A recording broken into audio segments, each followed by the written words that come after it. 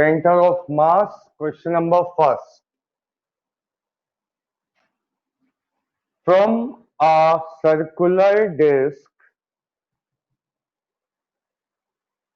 of radius r,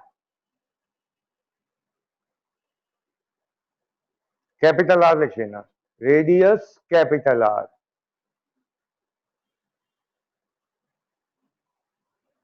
a small disk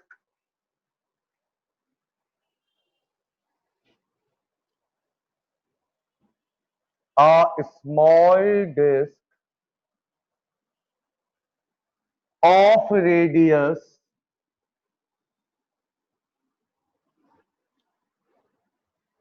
r by 4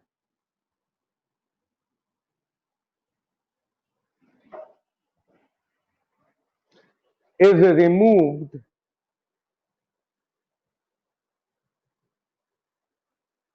as shown in figure.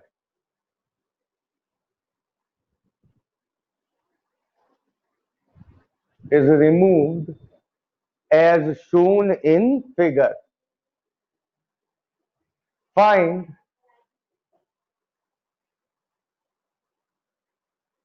center of mass of remaining disk.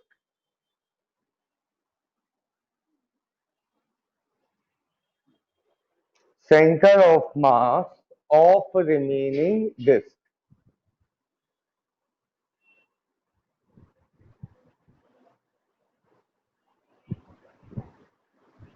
अब पहले question समझ लीजिए सब लोग। Disc सबको मालूम है, कॉम्पैक्ट डिस्क, सीडी प्लेयर की सीडी, उसकी रेडियस है आर। अब इस डिस्क में से हमने क्या किया, इस कॉर्नर से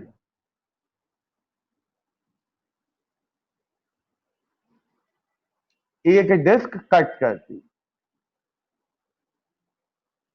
इतना बड़ा एक छेद कर दिया। ये जो डिस्क हमने कट करी है, इसकी रेडियस है r बाय 4। ठीक, तो इतना काट के आपने अलग निकाल दिया। आपसे कहा गया find centre of mass of remaining disc. Remaining कितनी बची?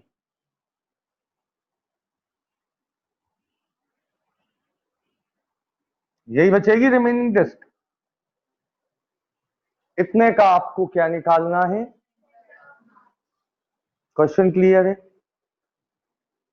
पहले डिस्क का सेंटर ऑफ मास कहां था? ऊपर, सेंटर पर। अब आपने क्या किया, उसमें एक छेद कर दिया, तो जाहिर सी बात है अब ये ऊपर बैलेंस नहीं होगी। कहां बैलेंस होगी ये आपको बताना है। क्वेश्चन क्लियर है? तो हमेशा इस क्वेश्चन में कभी कोई चेंज नहीं होता, एक डिस्क में से दूसरी डिस्क को काट के निकालना होता है। बचेगा जो जो फिगर बचेगी उसका आपको निकालना होता है सेंटर ऑफ। ठीक, तो इसके कुछ स्टेप है। पहला स्टेप लिखिए,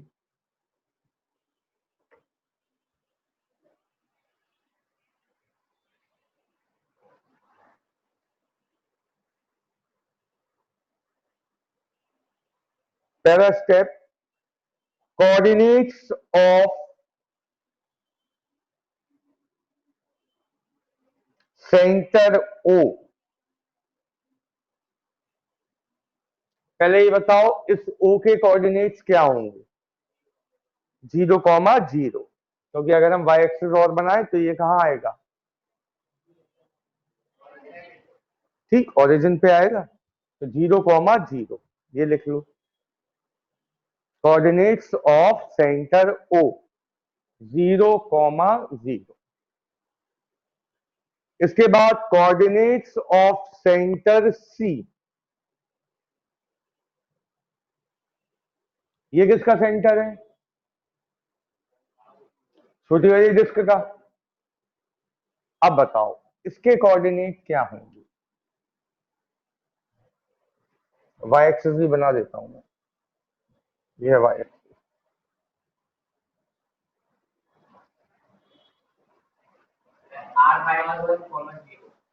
ना, r/4 नहीं होगा। ओरिजिन से यहां तक की डिस्टेंस होगी एक्स कोऑर्डिनेट, और वाई कोऑर्डिनेट 0 रहेगा। तो ओरिजिन से सी तक की डिस्टेंस कितनी होगी बेटा? ये बताओ ओरिजिन से यहां तक कितना है? r। तो ओरिजिन से सी तक कितना होगा? r-r/4। नहीं यही बात समझ में बेटा, r में से r/4 निकाल दो तो उसी नहीं आ जाएगा। तो coordinates of centre C equal क्या होगा? r-r/4, 0। नहीं आई समझ में? यही होगा, यानी कि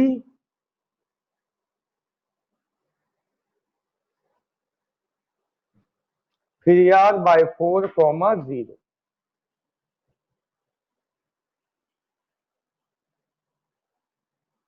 तो पहला,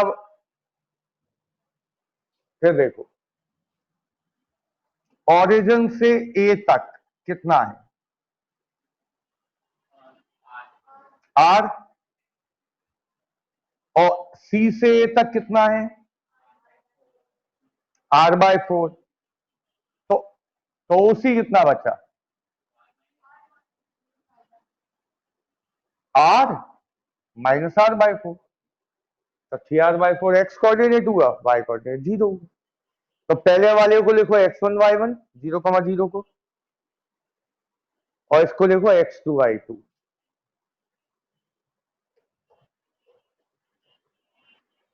फर्स्ट स्टेप समझ में आया?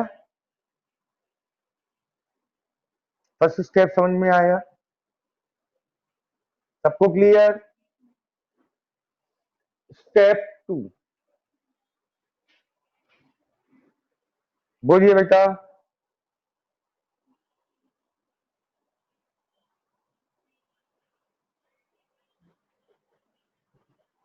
ये कोऑर्डिनेट समझ में आया आपको? तो इसको x2, y2 लिख दो, और क्या है?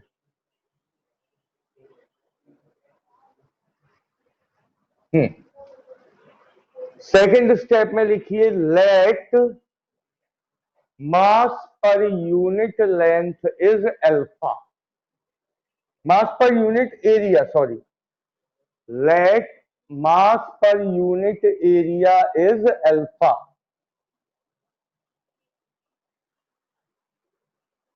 सो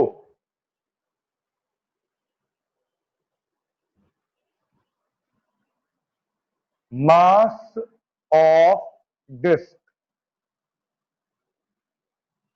इक्वल, अब स्टॉप राइटिंग सुन लीजिए।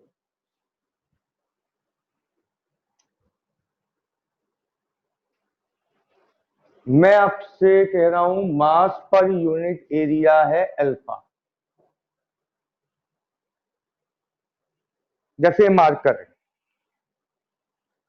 इस मार्कर की इस कैप का मास पर यूनिट एरिया मान के चलो है 2 ग्राम पर सेंटीमीटर स्क्वायर। मतलब इतनी कैप का एरिया था 1 सेंटीमीटर स्क्वायर, तो उसका मास कितना है? 2 ग्राम। मास per unit area 1 centimetre square का मास है 2 ग्राम।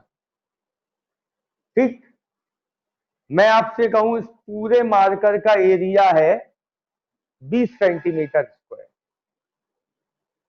ठीक, तो इसका मास क्या होगा? 40 होगा, 40 ग्राम।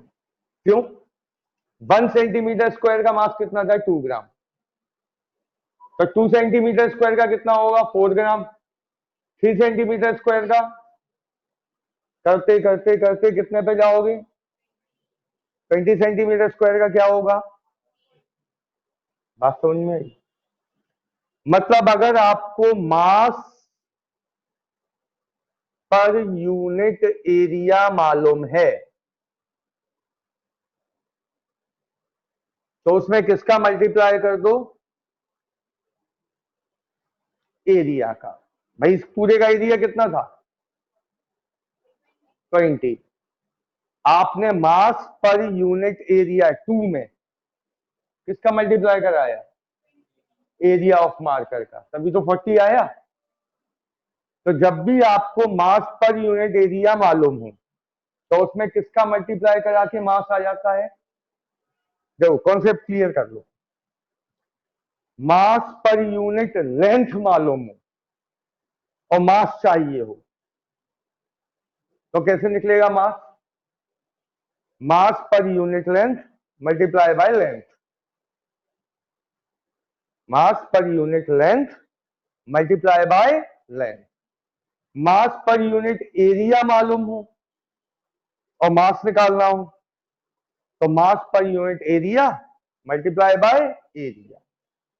मास पर यूनिट वॉल्यूम मालूम हो और मास निकालना हो तो mass per unit volume multiply by volume. अभी भी क्लियर नहीं हुई बात। तो सिंपल कंसेप्ट है, आपको जिसका मास पर यूनिट दिया हो, जैसे मास पर यूनिट लेंथ दी है तो मास कैसे आएगा, लेंथ से मल्टीप्लाई करके। मास पर यूनिट एरिया दिया है तो मास कैसे आएगा, एरिया से मल्टीप्लाई करके। मास पर यूनिट वॉल्यूम दिया है तो मास कैसे आएगा, वॉल्यूम से मल्टीप्लाई करके। अब क्लियर है। मैं आपसे कहूं एक पतला सा तार है तो तार में क्या होगा, मास पर यूनिट एरिया के मास पर यूनिट वॉल्यूम के मास per unit length, mass per unit length. उस तार का मास चाहिए हो तो क्या करोगे, mass per unit length multiply by length. मैं आपसे कहूंगा एक पेपर है तो पेपर में क्या होगा, मास पर यूनिट लेंथ के मास पर यूनिट एरिया। उस पेपर का मास कैसे निकालोगे, मल्टीप्लाई बाय एरिया। मैं आपसे कहूं एक क्यूब है तो मास पर यूनिट वॉल्यूम, उस क्यूब का मास कैसे निकालोगे, mass per unit volume into volume of cube. अब आया समझ में। तो इस पूरी डिस्क का मास कैसे आएगा, mass per unit area into area of, और डिस्क की रेडियस कितनी है, area of disc of radius r. ये मैं क्यों लिख रहा हूं, या आगे के न्यूमेरिकल्स में समझ में आएगा। तो मास ऑफ डिस्क क्या होगा, मास पर यूनिट एरिया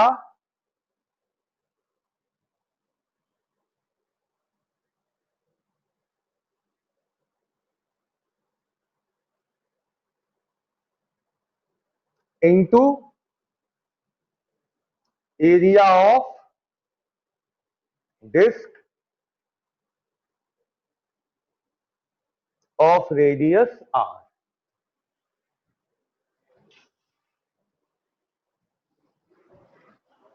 समझ में आया नहीं आया, ये क्लियर है। चलो अब बताओ, इसको मैं नाम दे रहा हूं M1।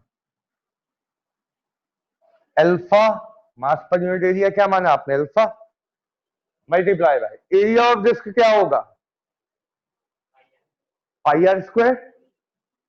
डिस्क का एरिया क्या होता है, पाई इंटू रेडियस का स्क्वायर, क्योंकि रेडियस आपको आर गिवन है तो पाई are.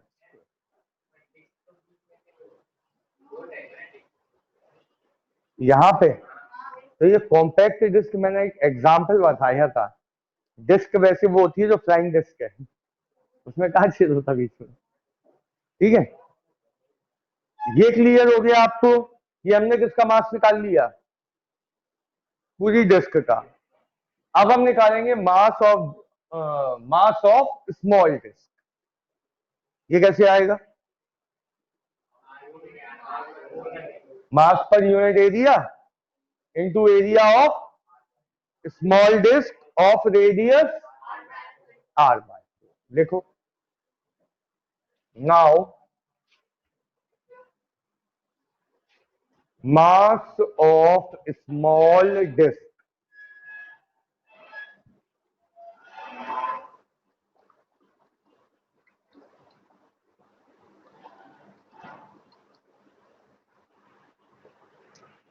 mass of small disk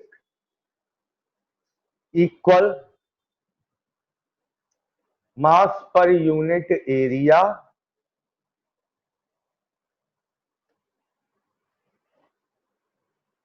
into area of small disk, area of small disk of radius r by 4.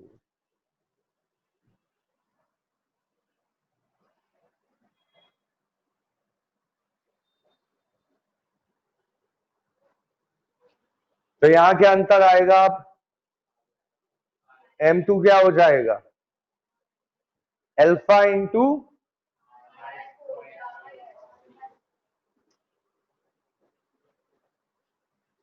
नहीं आया, यही होगा।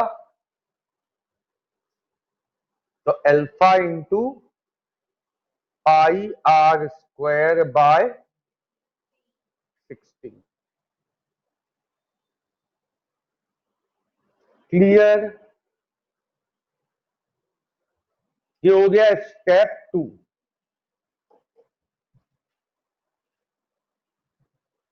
स्टेप 3,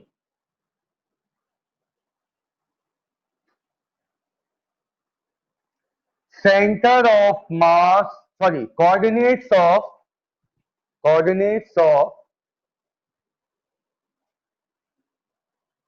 सेंटर ऑफ मास।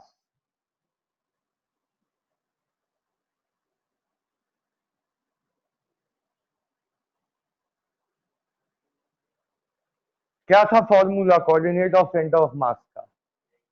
यही था, प्लस होता था यहां। आज मैंने माइनस क्यों किया?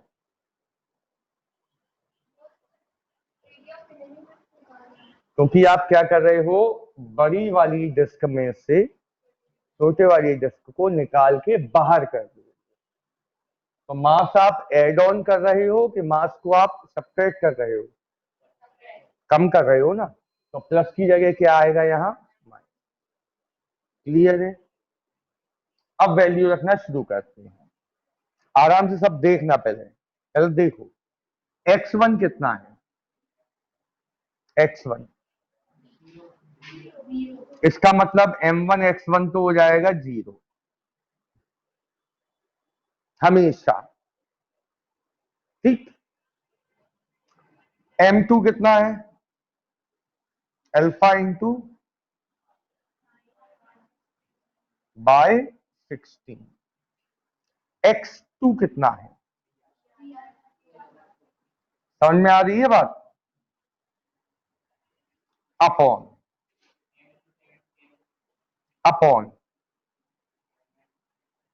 m1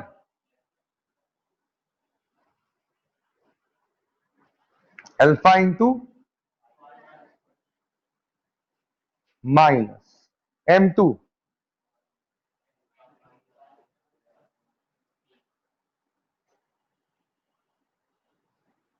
नहीं आया समझ में? केवल वैल्यू रखी है, कोई नया काम नहीं किया मैंने। अब ऊपर तो एज इट इज रहेगा, कुछ कैंसिल वैंसिल तो हो नहीं रहा।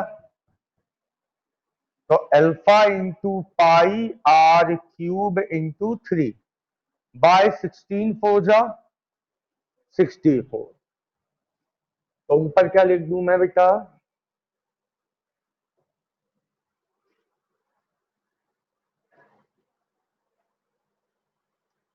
3 माइनस का 3 alpha pi r cube bye,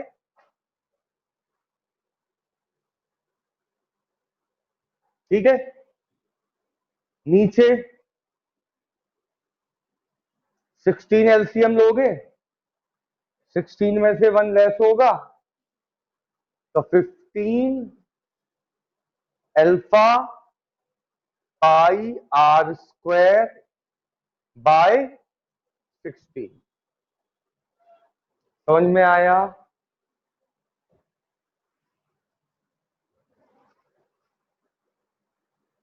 चलो खटाक से बताओ, फटाक से क्या कैंसिल हो रहा?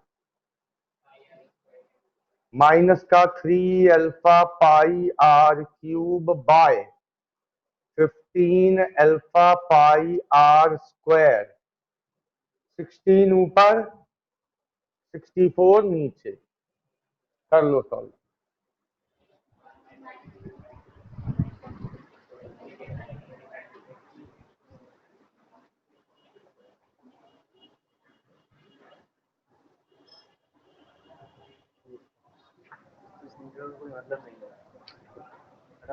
ऊपर का इन्वर्टर भी देखना है। इन्वर्टर नहीं भैया, देखते नहीं है भैया।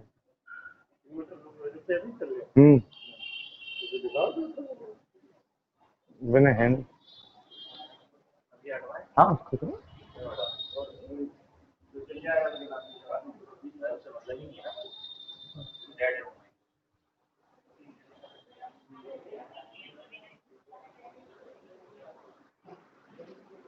बताइए भाई।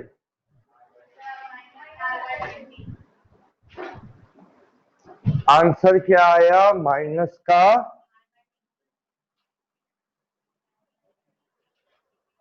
स्टेप आपको समझ में आए या नहीं? अभी पता चल जाएगा कितना समझ में आए। अच्छा, YCM क्या होगा? YCM हमेशा 0, क्योंकि सेंटर ऑफ मास कौन से कोऑर्डिनेट पे था? एक्स एक्सिस पे, तो YCM लिख लो 0।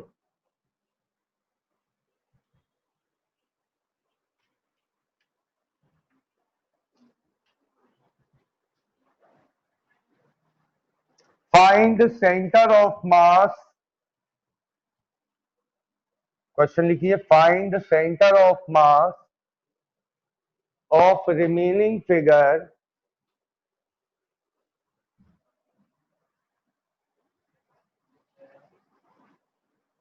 in the given diagram।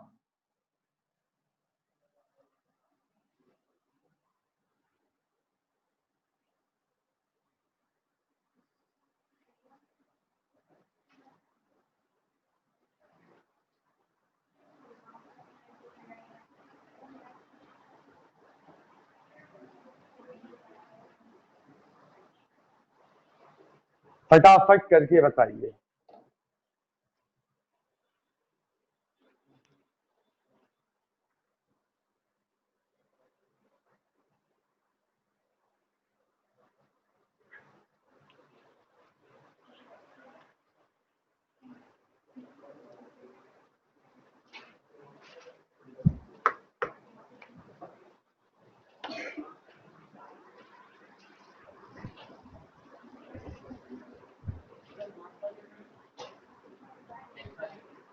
वही सेम प्रोसेस फॉलो करना है।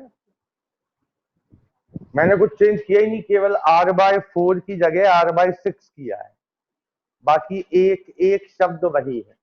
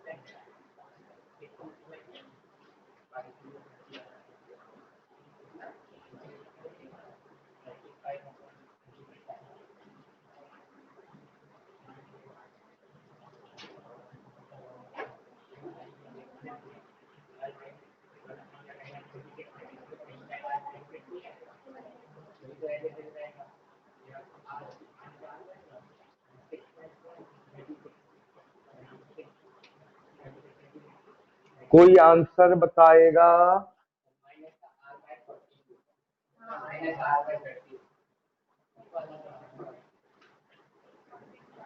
सबके अलग अलग आंसर आ रही हैं।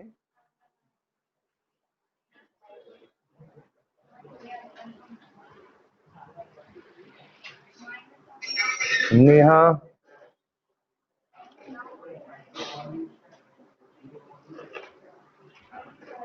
नेहा साकिया जी, क्या है आंसर?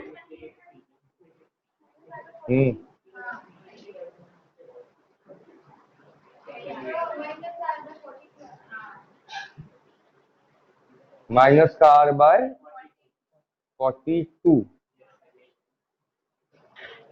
अंश, सिद्धार्थ,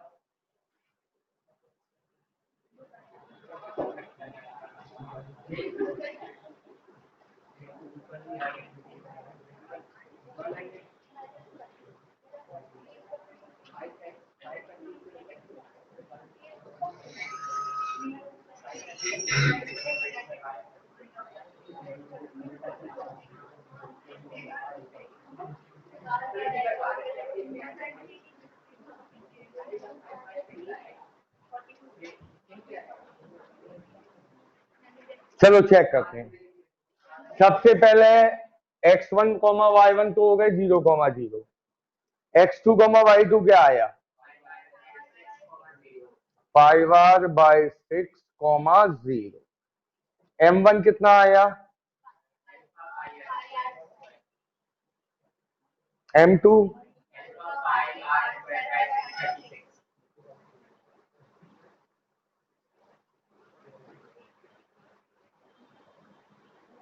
आंसर आएगा माइनस का r/42। xcm, m1 x1 0, m2 alpha pi r square by 36 multiply by 5r by 6 upon alpha pi r square minus alpha pi r square by इसे तो एज इट इज लिख ले रहे हैं, minus का 5 alpha pi r cube by 36 into 6। ये पूरा क्या हो जाएगा? 36 एलसीएम आएगा, ऊपर आ जाएगा, नीचे हो जाएगा। 36 में से बन गया 35 अल्फा पाई r स्क्वायर। 36 से 36 कैंसिल, 5 1 जा 5, 7 6 जा 42। तो माइनस का r बाय 42। ठीक, नेक्स्ट।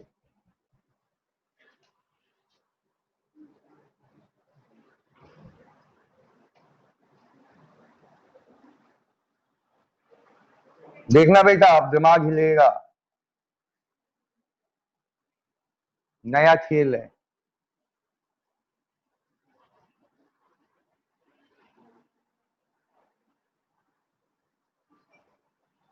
हाँ बोलिए बेटा, सुन रहा हूँ।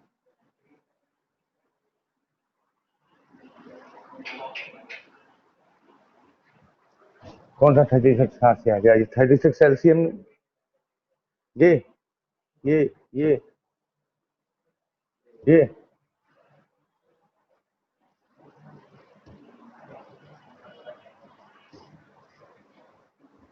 M1 माइनस M2, ये है M2 की वैल्यू।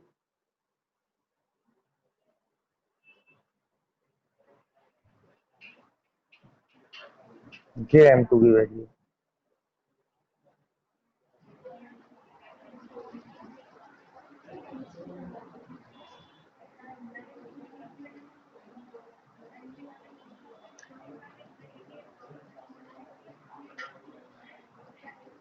आया कि नहीं आया?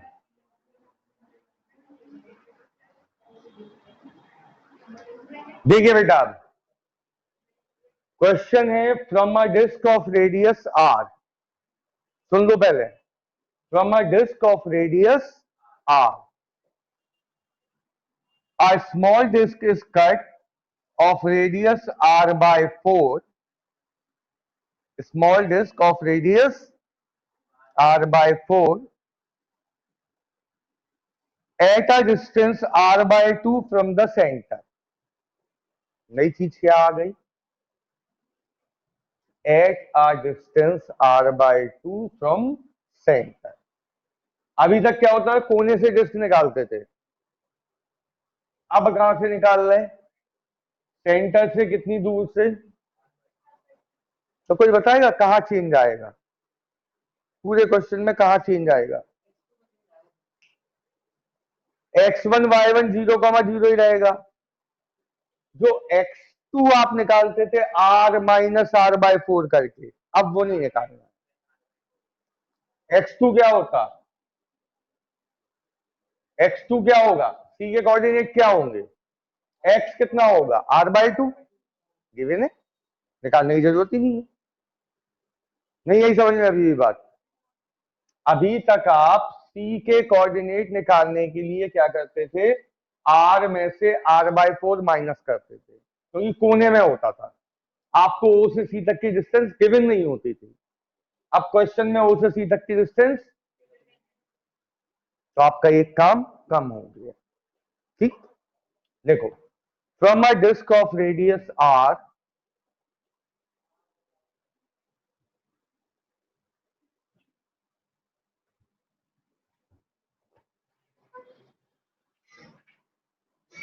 a small hole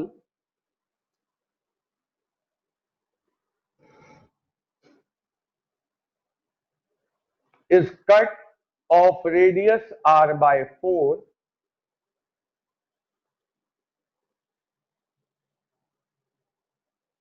a small hole is cut of radius r by 4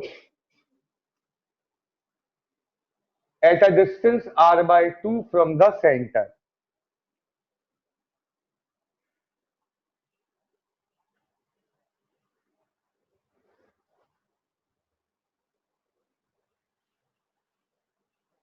At a distance r by 2 from the center, find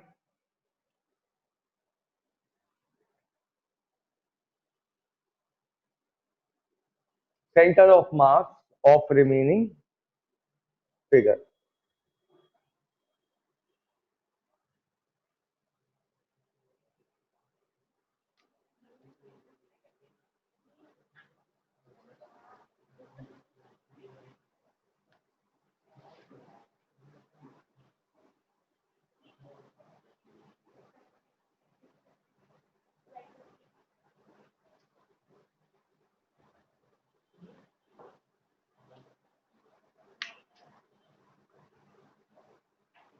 diagram बना दीजिए पहले।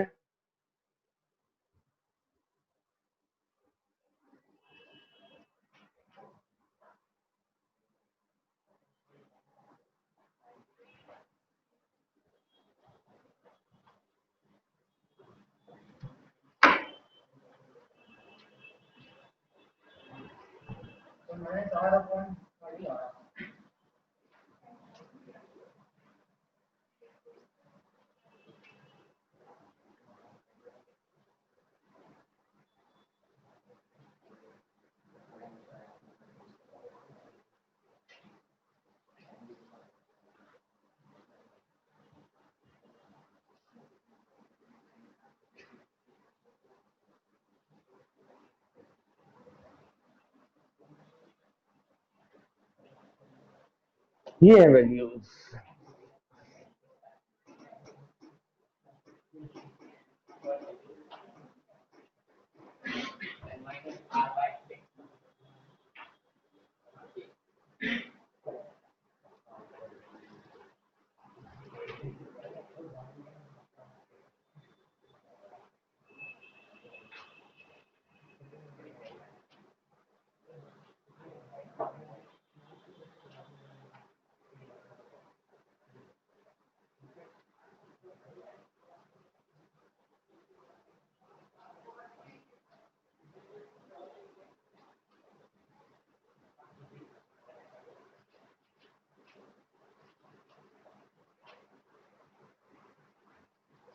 कीजिए, आंसर बताइए।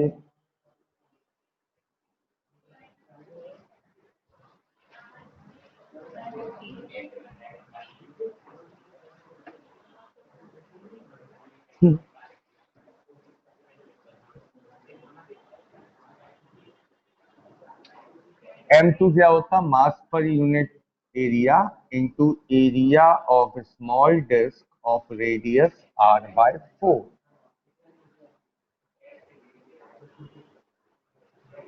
आप शॉर्टकट में लिख रहे हो इसलिए आपका गलत हो रहा है क्वेश्चन। अगर आप पूरा लिखते हैं M2 equal alpha into area of small disc of radius r/4, तो एरिया क्या होता? पाई r/4 का स्क्वायर। r/4 का स्क्वायर क्या होगा? r²/16। आया समझ में? r/6 था तब रेडियस,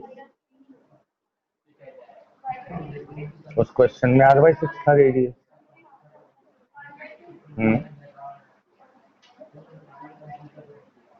पूछे बेटा, और कोई डाउट किसी का?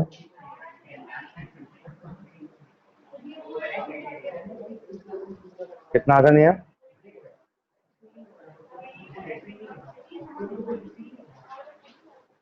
अभी देखते हैं। इसी का आपका क्या आ रहा है?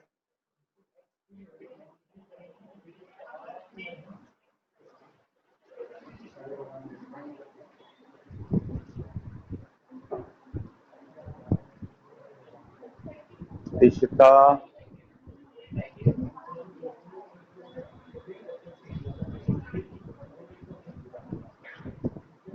खुशी,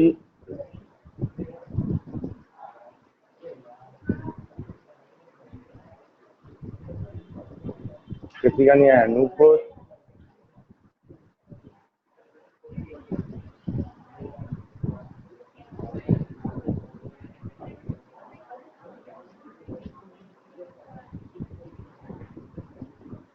ठीक है नूपुर,